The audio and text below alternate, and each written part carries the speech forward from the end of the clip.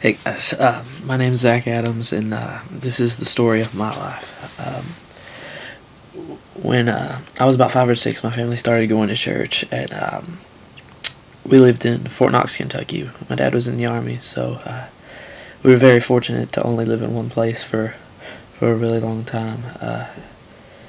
And we went to a church called Muldrow Baptist Church, and my parents and my sister got saved a few weeks after we started going there, and I was, when that happened, I was still kind of too little to know what was going on. But since then, I started asking like a bunches and bunches of questions, and eventually one night when I was 8, my pastor took me outside of the church, and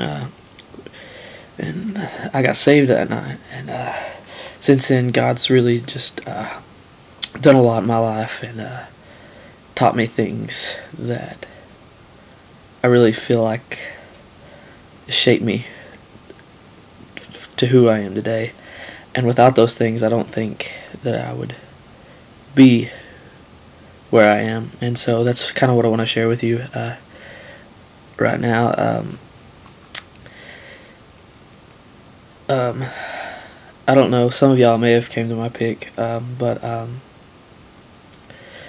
I taught a pick this summer about forgiveness, and about how something that happened in my life, someone hurt me in a bad way,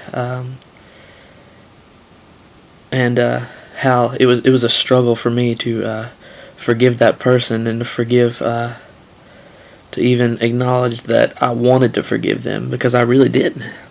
And it's cool how God worked through that. I don't know if you've ever heard the parable of the unforgiving servant. That's kind of the verses that helped me to forgive this person. It's a story about a guy that he owes this ridiculous debt to his master, and there's no way he could ever repay it, but his master forgives him. And then he goes out and he can't forgive a guy of a very much smaller debt. And when I heard this, I really kind of just put myself into that story. And that's kind of what parables are for, so that you can relate to them and apply them to your life. And that's what I did with this. And I looked at it, and I saw that, like, I know each day that I go around, every day I sin against God. I do bad things that God's not pleased with, God's not happy with. And yet He forgave me for that. And He still forgives me for that. And He's always going to forgive me for that.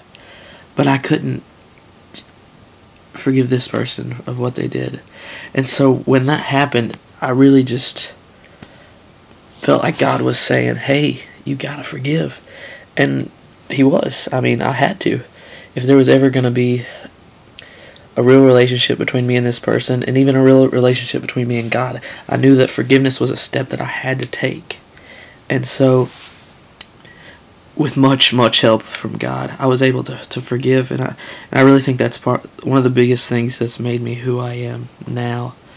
And after that happened,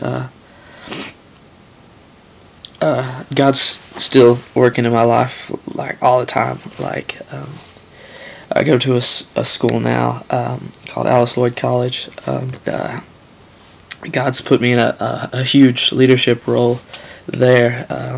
There's a organization called the BCM, which is the Baptist Collegiate Ministries on campus. Basically, for the size school that I go to, it's the only church-related organization that's there, and God has placed me as the president of this organization. And so it's really been cool, and really been challenging to kind of be the role model of a whole entire school. When people think about God, they think about the BCM at my school, and because I'm the president, they kind of think about me. And so it's been really cool that way, but it's also been very challenging, because I feel like I have to watch what I do and watch what I say. So that's been really kind of cool too, because it's kept me accountable, and kept me on track. And so it's been really cool to God's used me in ways these last 2 semesters that I didn't know I could be used in. And so it's really cool that